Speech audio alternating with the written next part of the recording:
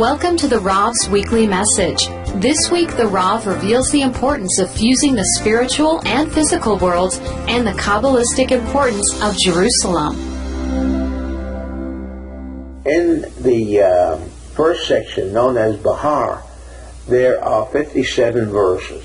57. Now, for the Kabbalist, 57 immediately designates the idea of sustenance, whether it be on the physical level, panasa, or physical remuneration of money, or sustenance for the soul, and etc. So it becomes quite obvious that immediately, as we notice the amount of verses that will be included in this particular section, it tells us this is, for whatever reason, the Kabbalist understood the purpose of which is sustenance. Sustenance.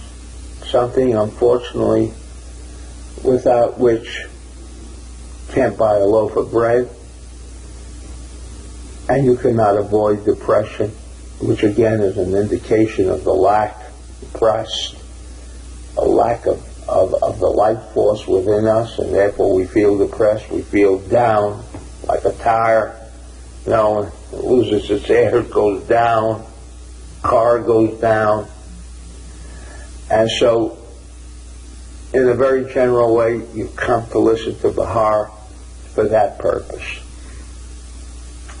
And strangely enough, Bechukotai, the second section that is included in the reading, has 78 verses. Again, for the student of Kabbalah, we know that the number 78 represents 3 times the tetragrammaton, or 3 times 26, the numerical value of that most powerful tool, the Yud-Kei Vav-Kei, the most powerful tool, the tetragrammaton, which is that physical yet non-physical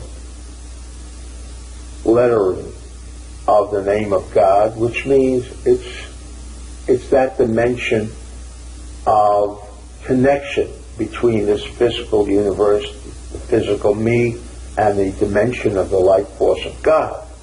And so we have 3 times, right, left, and central columns, 3 times that dimension, the balance of this kind of energy that we have an opportunity to access into.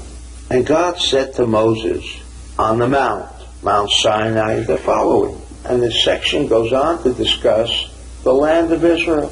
Many of us, or hopefully all of us, are perfectly aware that on Mount Sinai there were what we refer to in Kabbalah as the 10 utterances.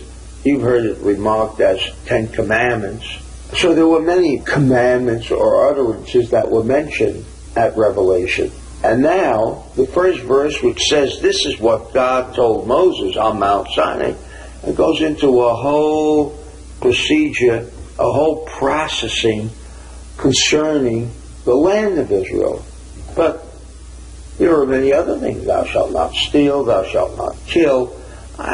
These were other aspects of the laws of the universe, in addition to the land of Israel.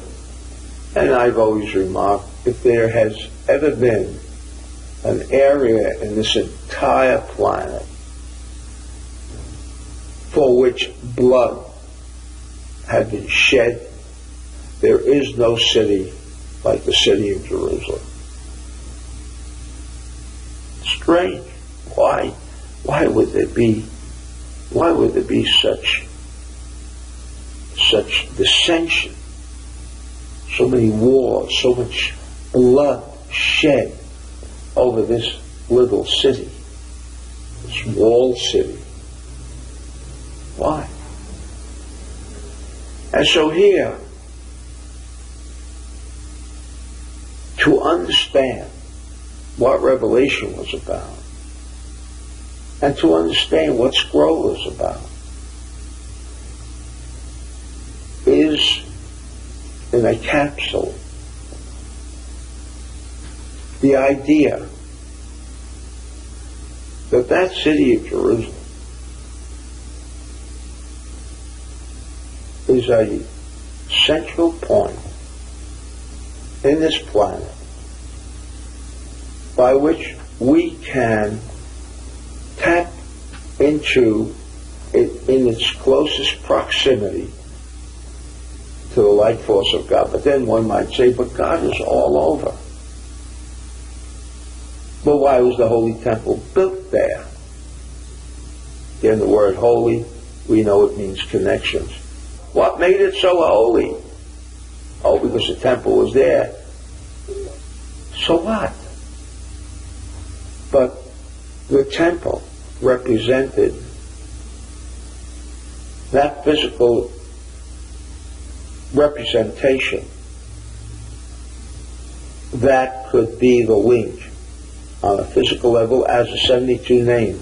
And that point, known as the Temple Mount, could act as a physical link between the immaterial of the light force of God and down into the very environment of the physical reality. And so when it states in the first verse that what God told Moses on Mount Sinai was, period, about the land of Israel. But there were so many things, was the question that I raised. Not only I raised it, but all of the Kabbalists raised that same question. And the answer is, because what is religion all about? What is the scroll all about? Why is Revelation so important? Because of only one reason. How we can connect to the light force of God. All of these instruments, whether it be religion, whether it be commandments, however you interpret the formation, the creation of a religion, the ultimate purpose, the ultimate goal is what? Ultimate goal. Even thou shalt not steal, thou shalt not kill, was not the goal. Because those things exist when there is darkness in the world. But the ultimate goal was, with these restrictions, do not steal, do not kill, was to bring the consciousness of man in an acceptable position that he could or she could tap into the light force of God. Because that's the purpose of all of this. In the dispersion of the light force of God into every aspect. And that was done through this holy city. Holy meaning W-H-O-L-L-Y. It was just the creation of a wholeness. Wholeness meaning what? Combining what? Combining the light force, the immaterial, non-physical aspect of the light force of God with the physical reality as we know it, and thereby create such an infusion of light that ultimately the darkness, the chaos that we, as we understand it, would be ultimately and completely removed from our midst.